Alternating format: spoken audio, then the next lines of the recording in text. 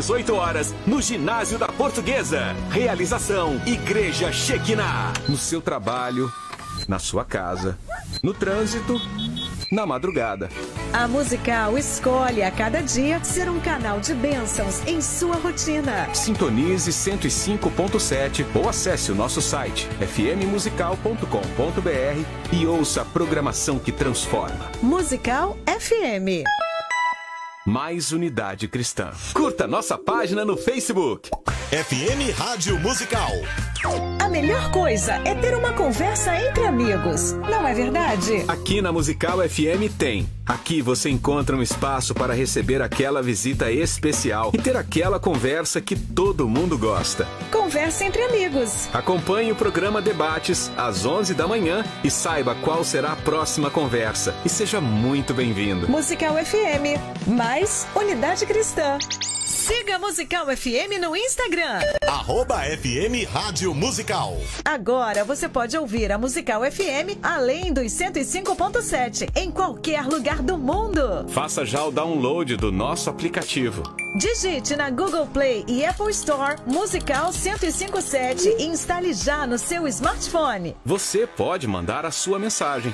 Ouvir a Musical em alta qualidade em todo lugar. E ficar por dentro de tudo que acontece na nossa programação. Disponível para Android e iPhone. Não esqueça, digite Musical 105.7 e seja bem-vindo. Musical, mais unidade cristã. ZYD 930. Rádio Musical FM São Paulo, 105.7. Ouça em qualquer lugar do mundo também pelo site www.fmmusical.com.br. Musical FM. Uma emissora da rede LC de mídia. Mais unidade cristã. 105.7. Musical FM. Musical FM. Mais unidade cristã.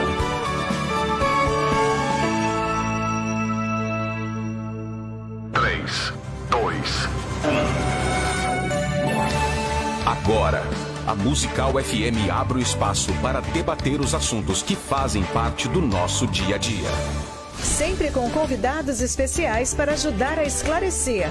Iluminar a sua opinião é a nossa missão. Direto dos estúdios da Musical FM na Avenida Paulista. Debates. Com o pastor César Cavalcante.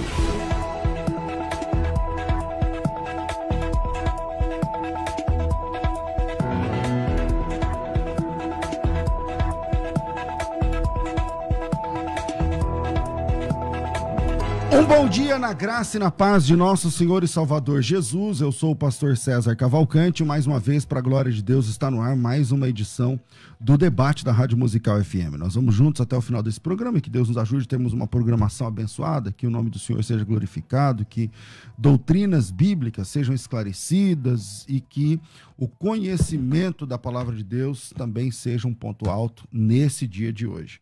O tema hoje é teológico e o debate hoje é entre o adventismo, né? Vamos colocar assim, né? A doutrina adventista e a doutrina da igreja evangélica tradicional.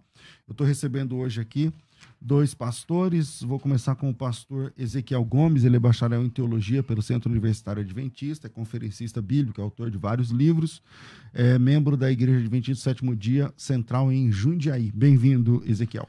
Muito obrigado, César. É uma honra voltar à Rádio Musical. Um abraço a todos os ouvintes. Muito bom conhecer o pastor Paulo Sérgio. Obrigado pelo carinho. Vamos orar aí pela saúde, família, vida particular de cada um. E hoje defendendo um tema essencial para a compreensão adventista da Bíblia, mas que tem percepções diferentes da parte de outros cristãos, que a gente respeita, apesar de discordar. Acho que vamos ter um ótimo debate essa manhã, pela graça de Deus. Comigo também no programa de hoje é pastor Paulo Sérgio Batista, ele que é predestinado a ser batista, porque ele é batista até no nome, é pastor da Igreja Batista, Nasci no Hospital Batista. Nasceu no Hospital Batista, estudou na Escola Batista, é tudo Batista, tá certo? Pastor Paulo, ele é pastor da Igreja Batista Bíblica Betel, em Guarulhos, é bacharel em Teologia pelo Seminário Batista Esperança, não falei? Tem mais Batista aí no meio. É graduado em História pela Unisantana, é mestre em História da Ciência pela PUC, e está com a gente hoje aqui para debater esse assunto. Pastor Paulo, bem-vindo. É um prazer, pastor César, muito obrigado. Agradeço pelo convite. É um assunto que sempre, como diz lá no Ceará, vira e mexe, né? Se traz à tona. E eu creio que é uma oportunidade de nós discutirmos, pensarmos e repensarmos aí ideias teológicas. Vamos lá. Ezequiel, pergunta do tema hoje é sono da alma. Quando morremos, a alma dorme? O que acontece com a alma quando a pessoa morre? Bom, eu estou aqui colocando nos comentários do chat, né, do Facebook, da rádio, o link para 2 livros que eu escrevi recentemente a respeito do tema. Um com base em 2 Pedro, que fala da imortalidade da alma e do castigo dos ímpios. E outro sobre Mateus 10, 28. Também é um texto extremamente importante dentro da questão. Então, nas últimas semanas, aí vamos pensar, nos últimos 2 meses, eu escrevi 450 páginas a respeito do assunto, né? 300 páginas sobre 2 Pedro e 150 páginas sobre Mateus. Isso já dá um pouco a dica do tamanho da discussão, mas a gente vai se concentrar em questões pontuais aí para o bom entendimento dos irmãos na rádio. A segunda carta de Pedro, que é bom, tem 4 páginas, mas você escreveu quantas sobre 300 páginas a respeito. Vamos lá. Rafa, baixa só um pouquinho o meu retorno, por favor. E o engraçado é que o nome do livro, legal, pastor, é Um Breve Comentário Exegético de 2 Pedro. Imagina se fosse longo. Então tá o link aí para os irmãos da Rádio Musical. Mas, enfim, para não tomar o tempo do debate, o que é a ideia do sono da alma? É a ideia de que a consciência humana cessa no momento da morte. Existem muitas definições de alma, existem muitas percepções a respeito do termo, mas em relação especificamente ao sono, tem que ver um pouco com a noção de consciência. Então, a partir do momento que a pessoa morre, cessa qualquer lembrança, qualquer memória, qualquer sentimento de amor ou ódio, qualquer identidade, qualquer realidade, porque a morte como se fosse um coma. Quando você está em coma, você fica apagado, você não se lembra de nada que está em sua volta. Perfeito, sem consciência alguma. Claro, algumas pessoas têm um pouco de experiências nos contextos de coma, experiências quase morte, então não cria assim uma analogia perfeita. Mas sim, é como você dormir sem sonhar. Você perde a noção do tempo, perde a noção do espaço, perde a noção de identidade. Do que está acontecendo à sua volta. Basicamente você perde isso que toda você a vai consciência. defender. Essa é a ideia básica da E essa é a ideia clássica do Adventismo, é isso? Sim, sem sombra de dúvida. Pastor Paulo Sérgio, o que acontece com a alma quando a pessoa morre? Sono da alma, quando morremos a alma dorme? Isso que ele está falando tem fundamento bíblico na sua opinião? Eu, na minha opinião, não creio dessa forma, né?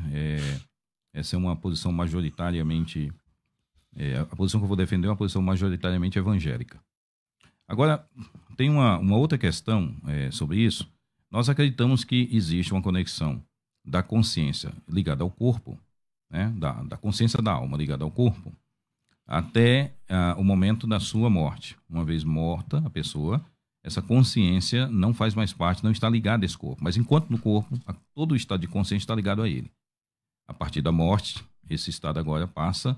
A alma tem uma outra forma de se comunicar, tendo recordações, lembranças, mas não podendo, por exemplo, ouvir esse mundo, não podendo se relacionar com as pessoas aqui, que é uma premissa do Espiritismo. Então, na sua opinião, a pessoa morre, ela continua consciente, mas sem interação com os vivos. Exato. Ok.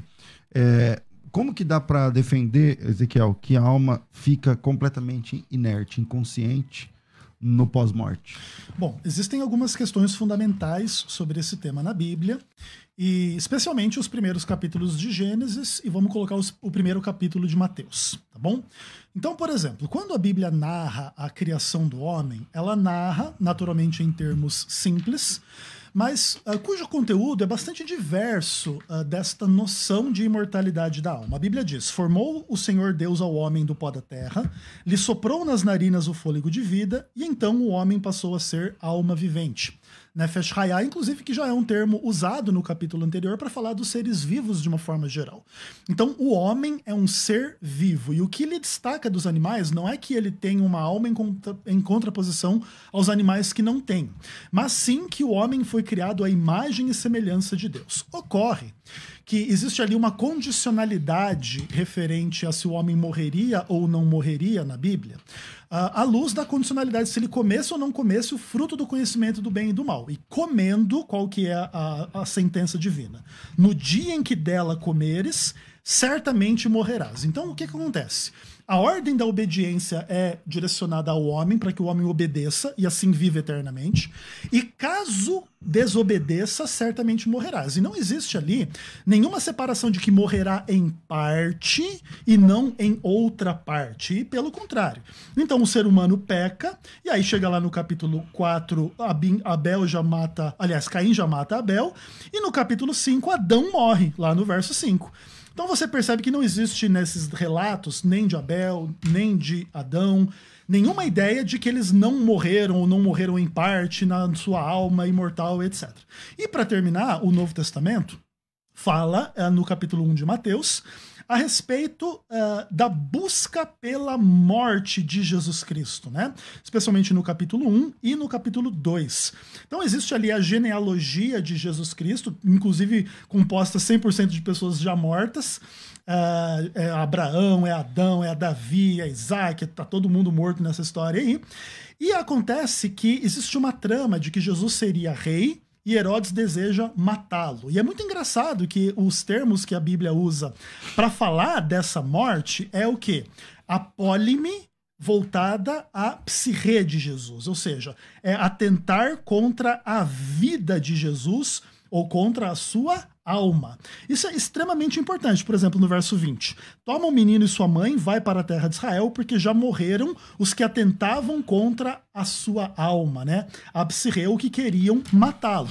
Então você percebe no relato bíblico, tanto no Antigo Testamento quanto no Novo, a noção de morte. A morte existe, a morte não pode ser minimizada. A morte não se refere unicamente a um aspecto da natureza humana, mas ao homem por completo, de maneira que, aliado a outras descrições bíblicas sobre o que de fato acontece com as pessoas quando a gente morre, a gente identifica então a cessação da vida como essa condição de sono e dormir, que é uma metáfora bíblica também. Paulo, é essa a sua interpretação na questão de Jesus ali? Eles queriam matar a alma de Jesus? Como você entende isso? Deixa eu primeiro deixar bem claro um ponto aqui que é importante.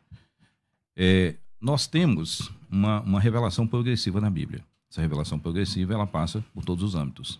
Nós temos uma visão progressiva da divindade, né? Sem o Novo Testamento, a gente não consegue explicar a Trindade, juiz eterno, o papel da ressurreição, mais claro no Novo Testamento. Nós temos a ideia da divindade do Filho, quem é o Espírito Santo. Nós temos, então, o Antigo Testamento é uma base, mas não a revelação completa. Se houvesse uma revelação completa de cada uma das doutrinas que ali estão, inclusive da alma ou da antropologia humana, César, não precisava do Novo. Então, eu reconheço, por exemplo, quando ele fala da questão quando o pastor Ezequiel fala da questão de vida eterna, atrelando isso à questão de Gênesis, na verdade, nós não acreditamos que nós fazemos uma diferença entre alma imortal e vida eterna. Para nós, o simples fato de uma alma ser imortal não tem nada a ver com essa alma ser eterna. Ela é imortal. Nós fazemos a diferenciação de que a imortalidade é um dom que Deus dá, né? E que, desculpe, a vida eterna é um dom que Deus concede através da pessoa de Jesus. Como a morte eterna é algo que Deus concede através da desobediência à pessoa de Jesus. Então, nós não temos relação necessária, por exemplo, se eu creio na alma imortal, então essa pessoa já teria vida eterna. Não tem uma conexão, na verdade, uma com a outra. Que vida eterna é diferente de queimar eternamente no fogo, né? Exato. Então, nós não fazemos não há uma necessidade de mostrar que a alma é imortal, mostrando que, se defender a imortalidade da alma, eu estou, consequentemente, defendendo que esse ímpio, quem quer que seja, têm a vida eterna mesmo em desobediência. Essa conjectura não é a conjectura que nós fazemos. A alma imortal é uma questão relacionada à natureza humana e isso é uma doutrina que nós vemos de forma assim, não muito clara no Antigo Testamento. Nós vemos, por exemplo, Deuteronômio 32, no episódio da morte de Moisés, sobe a este monte de Abarim, no monte Nebo, que está na terra de Moabe, Deuteronômio 32, 4, 9.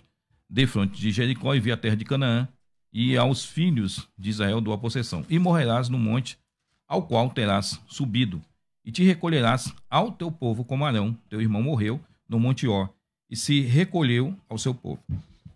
Então, essa ideia de alguém morrer no Antigo Testamento e ser recolhido ao seu povo, aparece com Sara, aparece com Abraão, e aparece, nesse caso aqui, Moisés morrendo e sendo recolhido ao seu povo, e ele diz como foi Arão, ou seja, do jeito que Arão foi sepultado, você vai ser sepultado também, mas usa-se essa ideia de reunido ao seu povo. Nós não temos na Antiga Aliança, no Antigo Testamento, uma doutrina formulada, completa sobre a antropologia humana, como não temos com as outras. Então, no Antigo Testamento, é muito mais fácil você dizer que o homem não tem uma alma imortal. Partindo para o Novo Testamento, nós temos uma ampliação disso. E essa ampliação não ocorre por acaso, porque no período intertestamentário, os rabinos e tal, Flávio Josefo e outros escritos, inclusive livros apócrifos, vão discutir essa questão aqui, demonstrando que, inclusive a expressão seio de Abraão, demonstrando que existe uma progressão nessa teologia a ponto de todos esses grupos acreditarem na imortalidade da alma.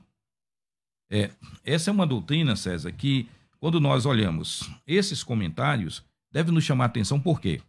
Nós temos, por exemplo, o judaísmo, da onde o cristianismo vem, acredita na imortalidade da alma.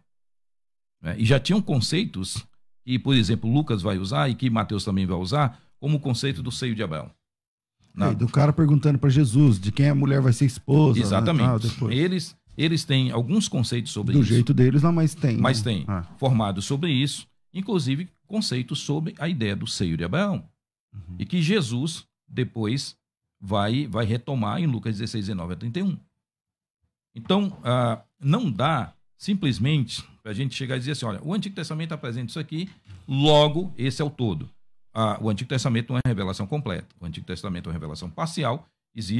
Eu tenho que olhar isso de forma mais ampla na Bíblia toda, e é o que eu pretendo aqui também tentar mostrar. Ezequiel, como é que fica a ideia que o pastor Paulo apresenta dessa expectativa, mesmo judaica, né, no período de Jesus, do pessoal entendendo que havia uma consciência no pós-morte?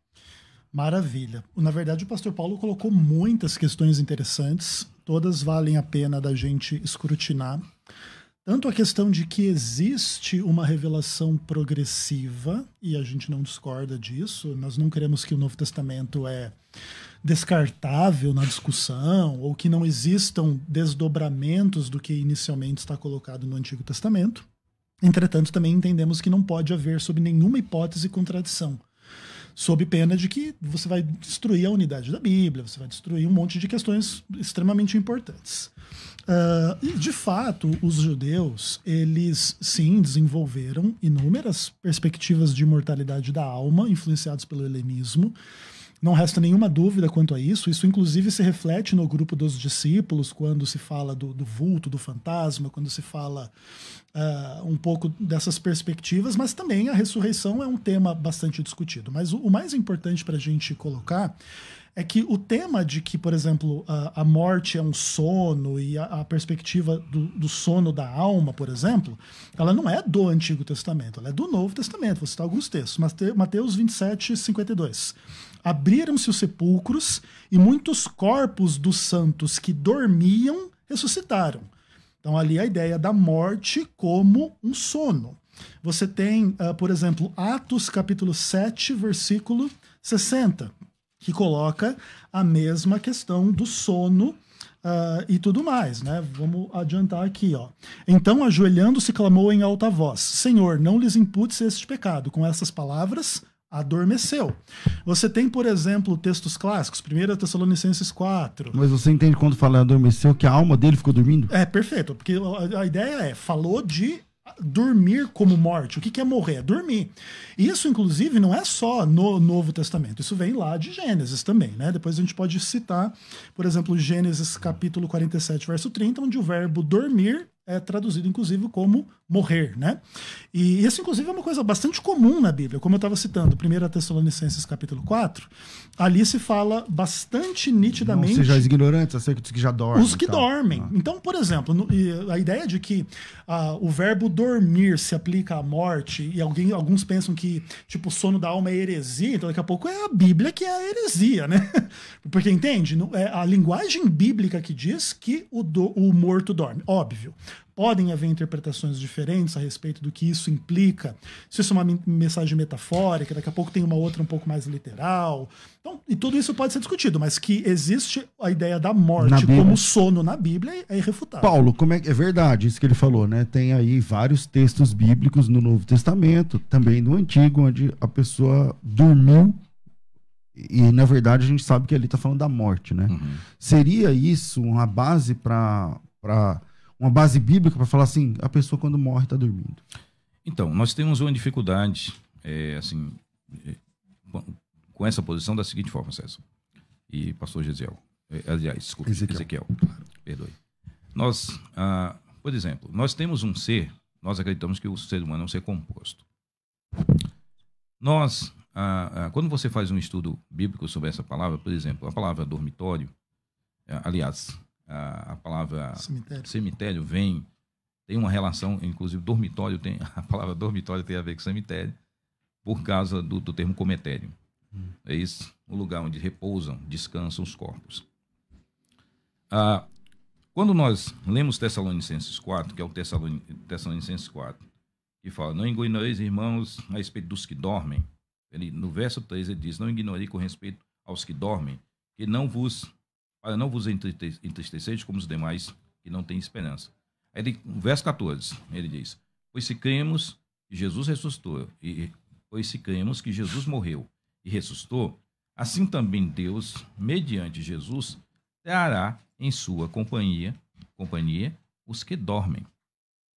Então, ao mesmo tempo que Tessalonicenses declara que dorme, diz que Jesus voltará dos céus, trazendo em sua companhia os que dormem. Então, se o ser humano é uma essência vista pelo monismo, como se você não fosse, não tivesse uma parte consciente que sobrevive à morte do corpo, e que o corpo como um todo significa a morte, esse texto de Tessalonicenses não teria sentido. Porque ele diz que Jesus voltará trazendo consigo os que dormem, ou seja, aqueles que morreram, e a palavra dormir é usado de uma forma metafórica para simbolizar o sono.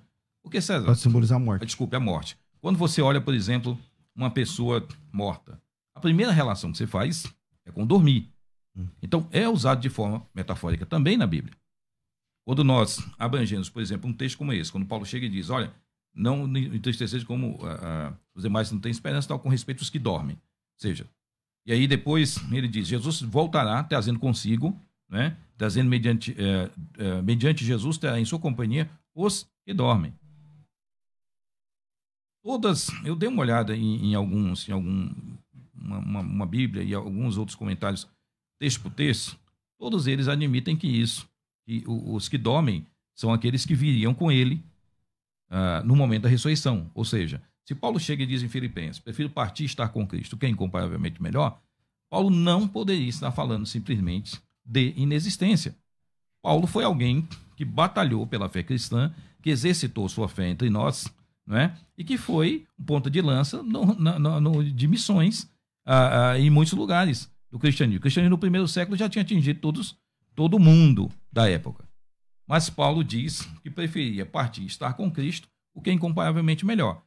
Agora, vamos pensar na morte como inatividade. Se partir e estar com Cristo fosse inatividade, isso não teria sentido, porque ele não estaria com Cristo. Cristo está no céu. Na verdade, ele estaria dormindo, aguardando o sono, acordar no dia da ressurreição.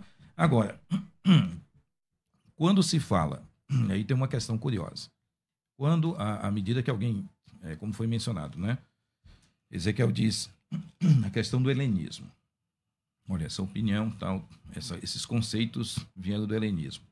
É óbvio que há mudanças dentro do período intertestamentário, inclusive de influência também helenística, nós não temos dúvida. Mas você imagina esse conceito sendo totalmente errado ou totalmente absurdo e Jesus usar esse conceito, por exemplo, em Lucas 16, 19 a 31. Então, por exemplo, a ideia do seio de Abraão, nós não temos no texto do Antigo Testamento. Nós temos essa expressão sendo produzida no período intertestamentário. E o que significava essa posição? Estar próximo, ou seja, está com ele. Está com ele. Então foi desenvolvida uma teologia que supostamente, como foi mencionado, seria uma teologia que tem um vertente pagã, helenista, grega, mas Jesus usou essa linguagem, né, para legitimar ensinos que ele queria transmitir às pessoas. Ok. Ezequiel, se Jesus usou, aí continua sendo pagão e continua sendo, a gente como cristão recebe como sendo pagão esse conceito, ou a partir do momento que Jesus lida com ela, vira uma doutrina bíblica? Legitima, né? Legal. Eu queria comentar antes disso, comentar um pouquinho sobre o apóstolo Paulo, pra gente partir para Lucas 16, coisa rápida, tá? Então, o que acontece? Você sabe que Lucas 16 nunca é coisa rápida. Vamos fazer um debate só sobre isso. Para de modéstia. Né? Não, enfim, vamos fazer um panorama rápido. Naturalmente, o debate nunca é simples, né? Mas vamos fazer um panorama rápido pra gente se situar. Então, o que acontece? Lá em 1 Tessalonicenses, a narrativa, ela é, acredito eu, um pouco diferente daquilo que o Paulo Sérgio lê. Pois se cremos que Jesus morreu e ressuscitou, assim também Deus, mediante Jesus, trará em sua companhia os que dormem. Ou seja, mediante ressurreição. Assim como Jesus morreu e ressuscitou, Deus vai ressuscitar o crente, vai levar ele para Deus, porque não tem outra alternativa. Até porque, como que é a continuação do texto? Nós, os que estivermos vivos, não precederemos os que dormem, porque o Senhor vai voltar e etc. E aí depois os vivos serão transformados. Então, olha lá. Os mortos em Cristo são ressuscitados, os vivos salvos são transformados, e então estaremos para sempre com o Senhor nos ares.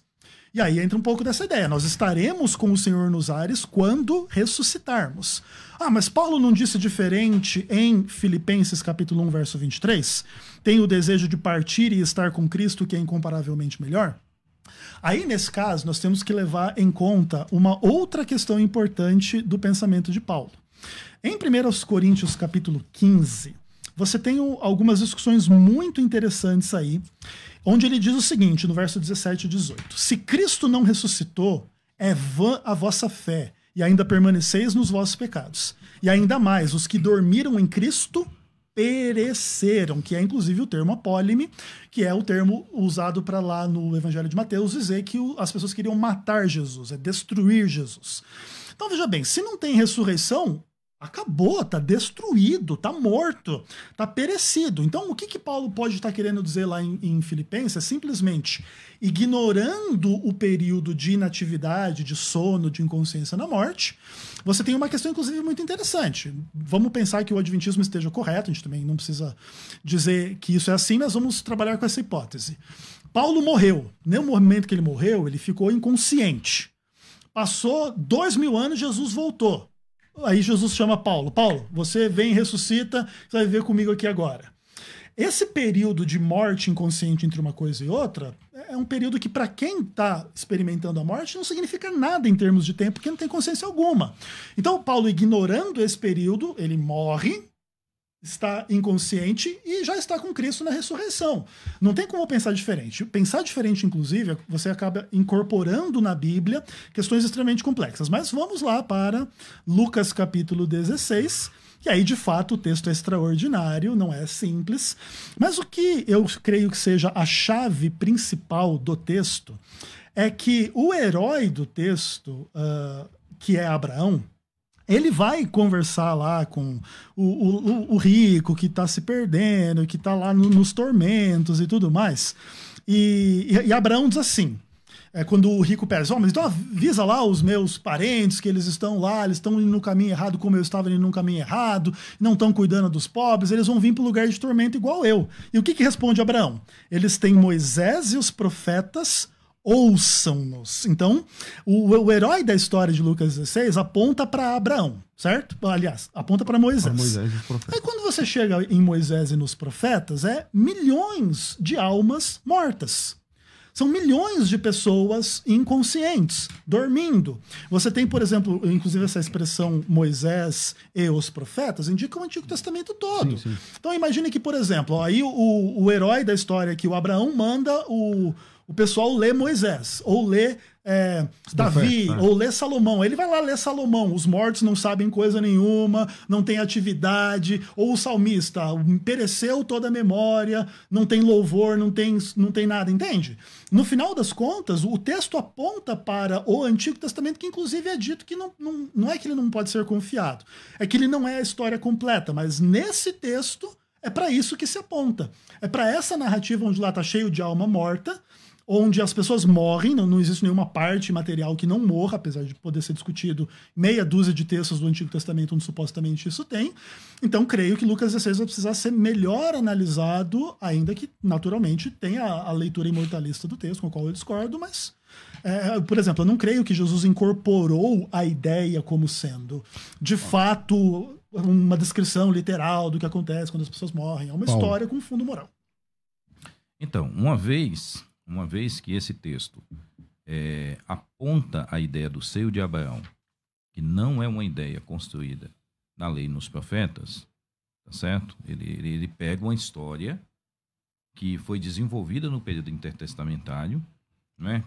Com influência grega ou sem influência grega. Nós acreditamos que os imortalistas acreditam que a revelação continuou, mas ele incorpora essa ideia do seio de Abraão a um discurso dele, para trazer, entre outros discursos que ele traz em Lucas, sobre essa relação do pobre e do rico, né? Principalmente do rico, que menospreza as pessoas. Sim.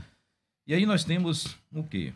É óbvio que se Jesus faz essa apresentação, eu concordo com a palavra dele sobre essa questão de Moisés e os profetas ser uma expressão relacionada à antiga aliança, né? O texto lá, mas ele está fazendo uma referência a Moisés e os profetas via uma história que foi estabelecida pelos rabinos, pelo Talmud, a ideia do seio de Abraão.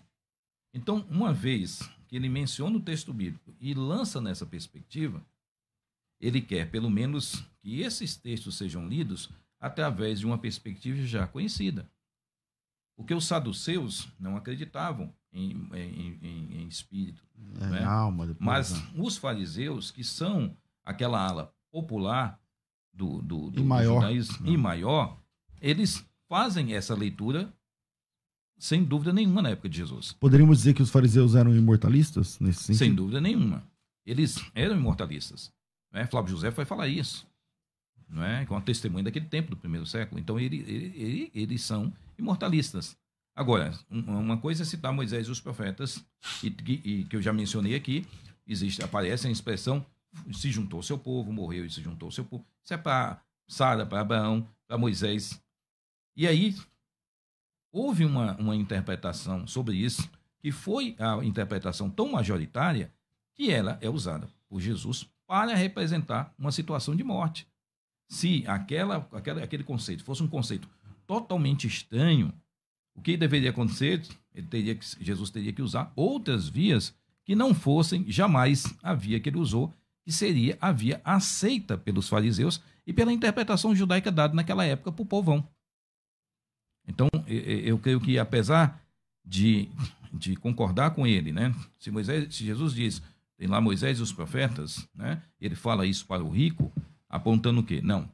Não existe mais possibilidade de você retornar. O que você teve. A partir de agora, você não tem mais nada. Você só tem o tormento. Outra coisa, achei interessante a tua posição sobre Tessalonicenses, Ezequiel, mas, por exemplo, Paulo enfatiza a ressurreição. Ele está enfatizando o final, que é a esperança final. Uhum. Eu já debati com adventistas, falaram assim, mas essa ideia de que morreu, já tem as bem-aventuranças, ou uma pessoa chega no cemitério, olha, fulano já está com Deus e tal. Nós, quem faz um estudo mais detalhado dessa questão entre os imortalistas, não acreditam que existe logo após a morte, que esta alma tenha já todos os benefícios, senão não teria ressurreição. Nós acreditamos na ressurreição porque cremos que o homem será salvo totalmente, na sua totalidade. Apocalipse 6, de 9 a 10, deixa eu só ver esse texto aqui rapidinho. Quando ele abriu o quinto selo, vi debaixo do altar as almas daqueles que tinham sido mortos por causa da palavra de Deus e por causa do testemunho que sustentavam. Isso é antes ou depois da ressurreição? Isso antes. Isso é um retrato do período tribulacional aqui.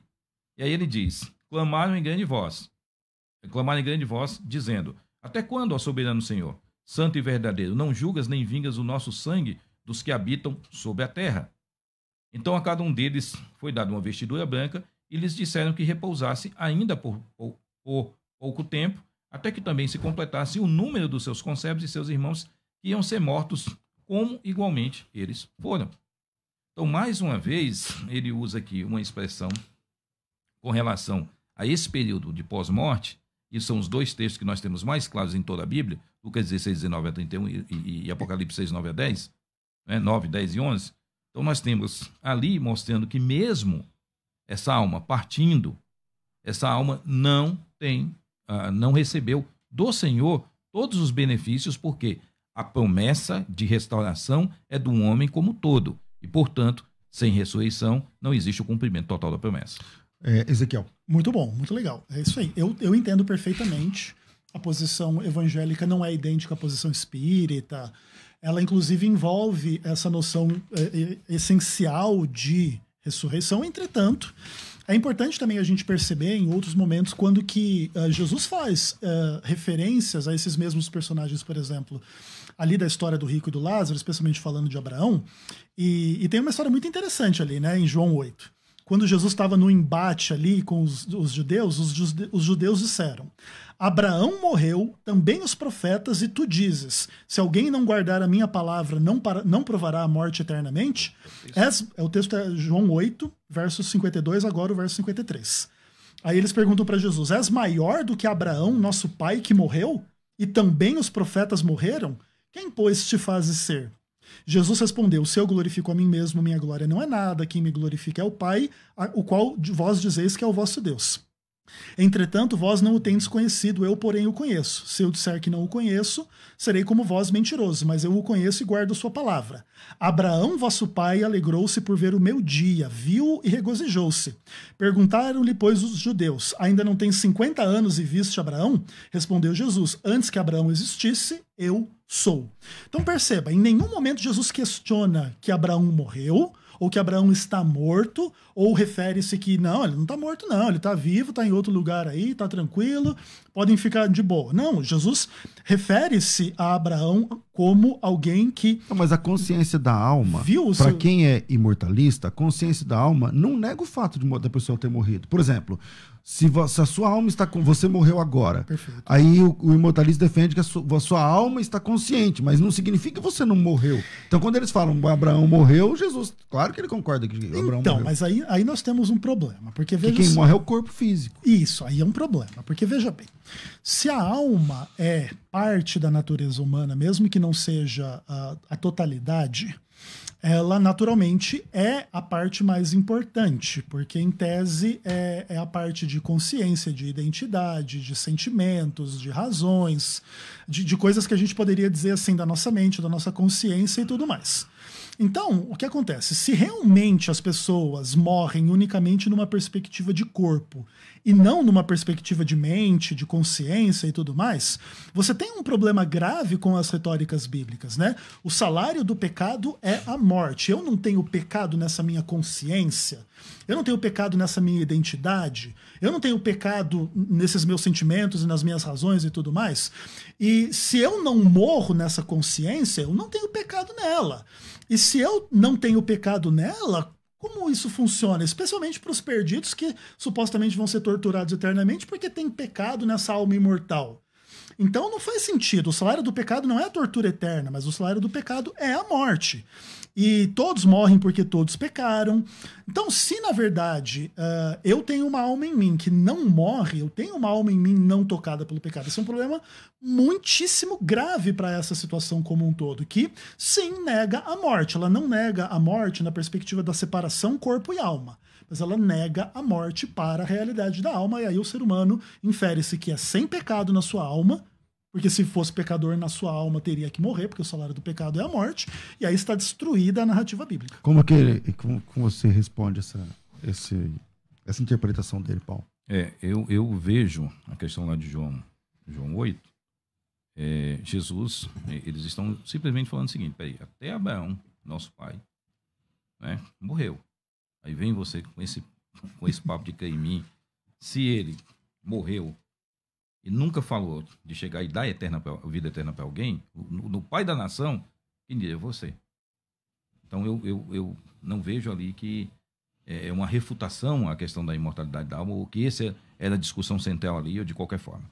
Jesus está falando de vida eterna. Vida eterna para nós não é imortalidade da alma.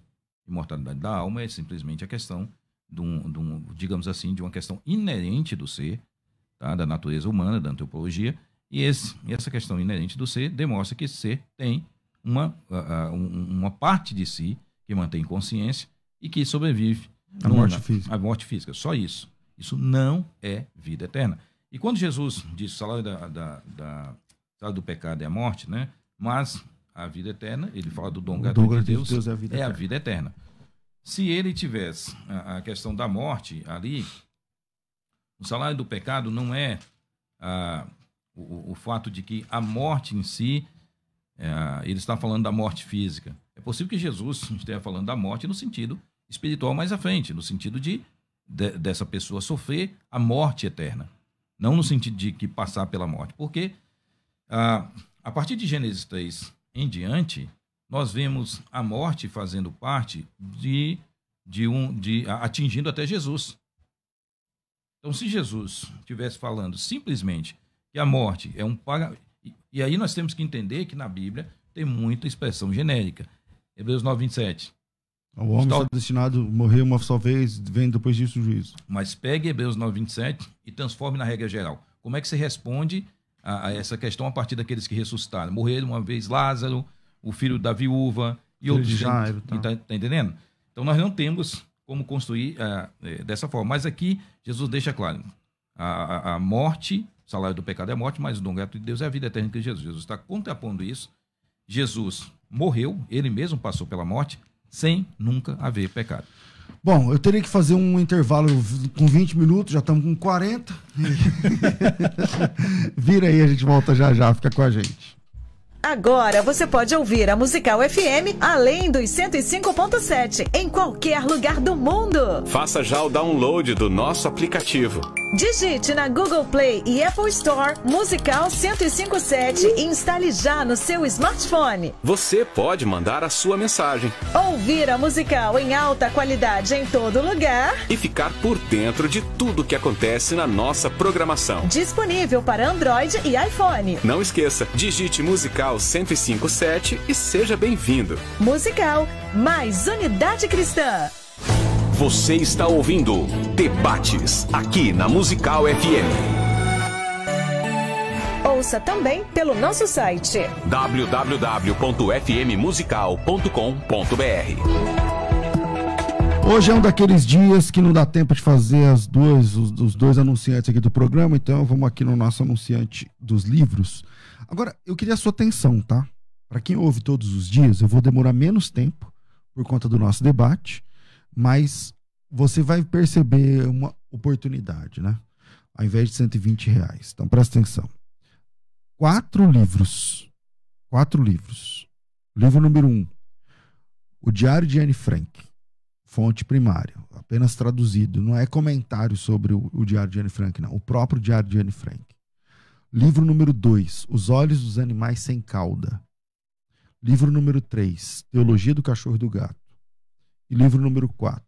Segredos do Alcorão. Esses 4 materiais, eu vou pegar um aqui, né? Os Olhos dos Animais Sem Cauda. A história de sofrimento de uma mulher nas prisões da Coreia do Norte, como ela conheceu a Cristo. Ou podia falar aqui dos Segredos do Alcorão, o livro apologético mais importante sobre Islã. Fantástico, né, Paulo? Fantástico. Sobre Islã que você já viu na sua vida. Então você pega qualquer um desses aqui, está em torno de 80 e poucos reais. Você vai levar todos por 99, não 120. Tudo por 99. É como se cada livro ficasse 20 e poucos reais.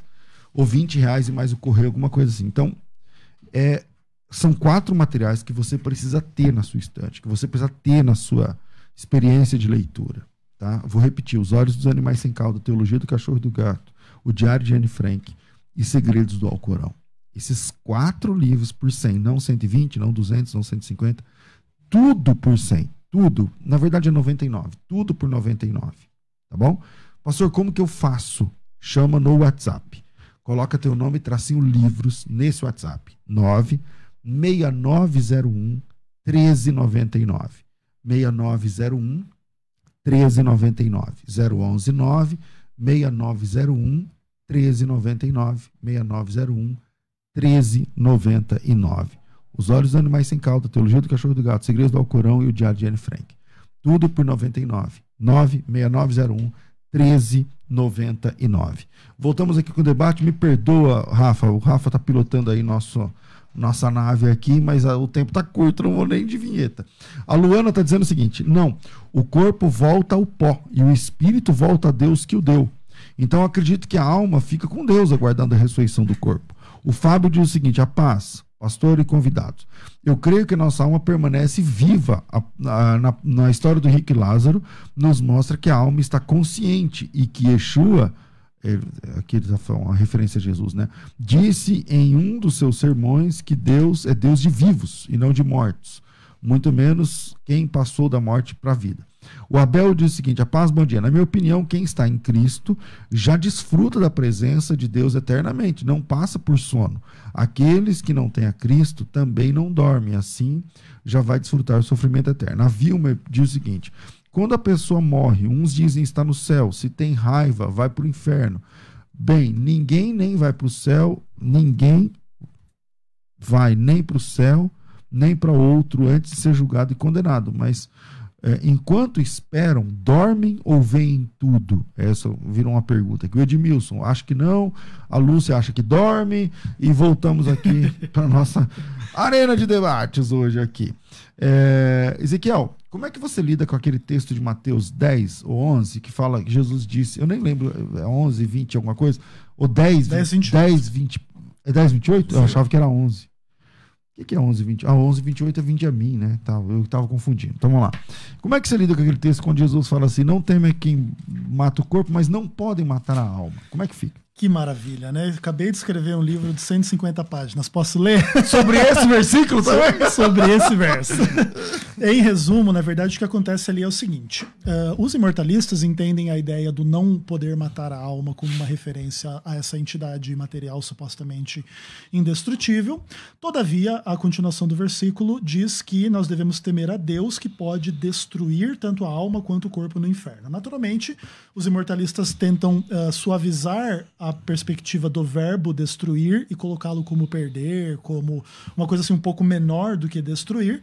E aí é uma longa discussão, uma discussão muito interessante. Inclusive eu faço no livro uma análise de como que apólime e psirrê funcionam, desde do Pentateuco, nos livros poéticos. Mas esse apólime é que você já tinha usado para falar sobre a morte também. Isso, exatamente, esse é o ponto. Por exemplo, em Mateus, lá quando se quer matar Jesus, é apólime. Quando chega lá que Deus pode apólime a alma no inferno. Então, mas aí se você defende que apólime significa matar e depois ressuscitar, porque é isso que você defende. A pessoa morre e depois ressuscita. Perfeito. Então você não pode usar aqui como fazer perecer eternamente. Não, mas é porque o ponto é assim. Por exemplo, a morte que o homem pode fazer sobre você não é uma morte definitiva, porque você vai ressuscitar, né? Por exemplo, o cristão. Por isso o texto diz isso. Você não teme o homem, porque ele não mata a sua vida de forma definitiva. Você morre aqui e você ressuscita ali por Jesus. Agora você tem que temer Deus, porque se ele te matar, aí acabou a história. Basicamente é isso. Mas você crê que mesmo depois da pessoa morrendo ímpia, no fim ela vai ser ressuscitada? ressuscitada, mas aí para a segunda morte, né? Aí são propósitos divinos na condenação, Paulo, no não julgamento. é eu que estou no debate, vai. Vamos lá. Tem esse texto, se não me engano, acho que de Eclesiastes. É de Eclesiastes, quando fala que o corpo vai para o pó e o espírito vai a Deus. É 9, não? É 12:7. 12:7. Na minha opinião, as nossas traduções estão erradas nisso. Por exemplo, você pega a Taná, da JPS, da Jewish Publication Society, lá eles dizem o espírito, ou seja, o fôlego volte a Deus como deu. Essa é a tradução que se traz hoje nas Tanás. Então eu não acredito que Eclesiastes, que é o livro que 29 vezes traz a expressão debaixo do sol, e que apesar de falar de Deus lá no final, mas que 29 vezes é existencialista, né? Vai chegar e vai agora falar eu não acredito nisso. Tá? Ótimo. Mas tinha tem um texto aqui que Paulo, 2 Coríntios 5, é muito interessante. Paulo diz, 2 Coríntios 5, verso 1 em diante: sabemos que se a nossa casa terrestre deste tabernáculo se desfizer, temos da parte de Deus um edifício, casa não feita por mãos eternas nos céus. E por isso, neste tabernáculo gememos, aspirando por sermos revestidos da nossa habitação celestial. Se todavia formos encontrados vestidos e não nus, pois na verdade os que estamos nesse tabernáculo gememos angustiados, não por querermos ser despidos, mas revestidos para que o mortal seja absorvido pela vida. Olha, foi o próprio Deus quem nos preparou para isso, outorgando-nos o penhor do Espírito. Então, o que é que nós temos? Aí, versículo diz: tendo, portanto, sempre bom ânimo, sabendo que enquanto no corpo estamos ausentes do Senhor, visto que andamos por fé e não pelo que vemos. Entretanto, estamos em plena confiança, preferindo deixar o corpo e habitar com o Senhor. É por isso que também nos esforçamos, quer presentes, quer ausentes, para lhe sermos agradáveis. Então, eu acho que esse texto é um texto muito interessante, que ele vai usar a palavra tabernáculo como metáfora de corpo e vai deixar bem claro que, tendo desejo, visto que temos plena confiança, preferindo deixar o corpo. Mas o que deixaria esse corpo se não houvesse uma alma imortal? O que ia deixar o corpo? Um fôlego? Mas ele diz que... O fôlego também perece na morte, né? Mesmo que fosse um fôlego, né? Ele também acaba. Então, o que seria isso? Se nós vemos claramente ele usando metáfora, o tabernáculo como a metáfora do corpo. Como a Bíblia diz que Jesus se tabernaculou quando assumiu o corpo. Como nós vemos Pedro também dizendo: estou prestes a deixar o meu tabernáculo, como o Senhor já declarou. Outra coisa, Apocalipse acho que 1:10, nós temos lá João dizendo que foi arrebatado no dia do Senhor. E aí ele conta as visões. E o texto diz que ele foi arrebatado em espírito. Se o espírito for apenas um fôlego, ele não tem consciência. Como é que ele descreveria tudo isso? Nós temos vários textos. 2 Coríntios 12, Paulo vai lá e diz que tem dúvida se foi lá no corpo ou fora dele. Se só existe consciência presa ao corpo, não tem, Paulo está numa dúvida que não deveria existir. Então esses textos, ao meu ver, são revelações mais amplas sobre a antropologia humana que devem lançar luz necessariamente sobre a imortalidade da alma. Como entender isso aí, Ezequiel? Aí eu acho que a melhor forma de entender essas coisas naturalmente é avaliar cada texto, porque cada texto é um universo. Eu acho que segundo aos Coríntios 5... E cada texto você faz um livro de 400 páginas. Exato.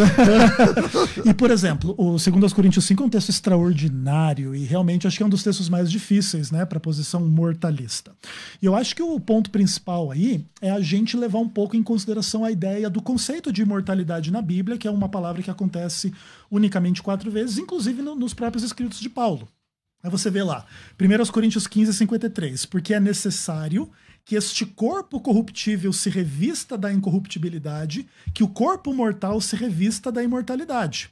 E quando este corpo corruptível se revestir da imortalidade e o que é mortal se revestir da imortalidade, então se cumprirá a palavra: tragada foi a morte pela vitória. Isso inclusive tem paralelo com 2 Coríntios capítulo 5, quando ele fala do verso 4, que nós queremos ser revestidos para o que é mortal ser absorvido pela vida. Ele não nega em nenhum momento... Mas o que é mortal ele é o corpo. Não, o ser humano é mortal, não somente o corpo. Até porque, vamos terminar isso com a Bíblia mesmo.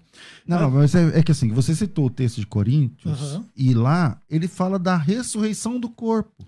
É que você não leu essa parte, mas começa assim, ó.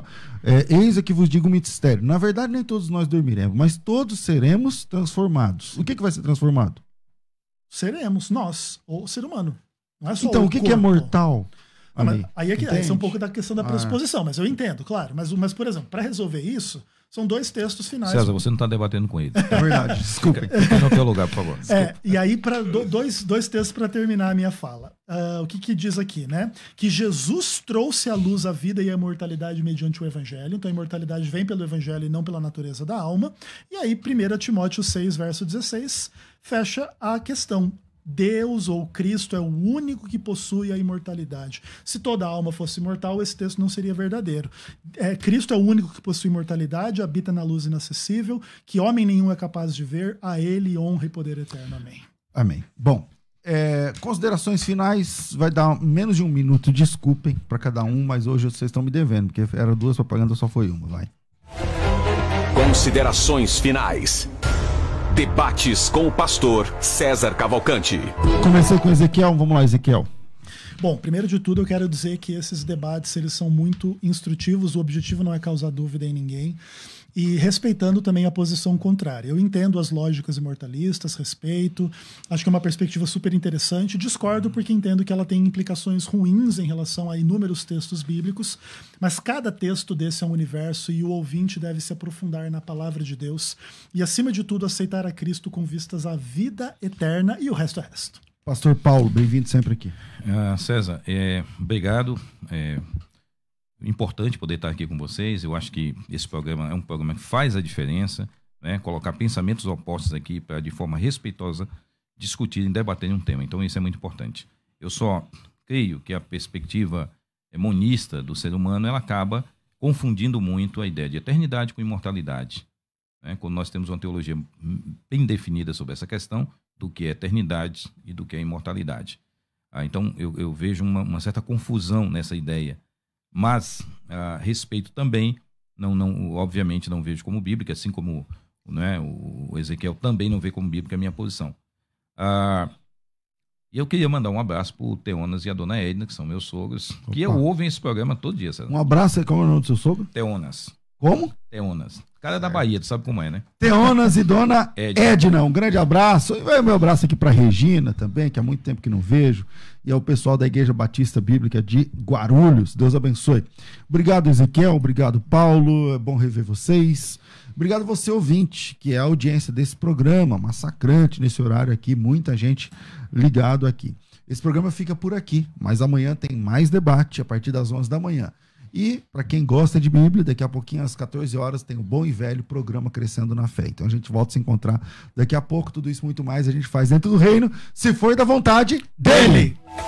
Você ouviu Debates na Musical FM. Dentro de alguns minutos, este programa estará disponível no seu aplicativo de podcast. Basta digitar Debates Musical FM e ouvir a qualquer momento, quantas vezes quiser. Disponível para Spotify, Deezer e os tocadores da Apple e Android. Musical FM. Mais unidade cristã.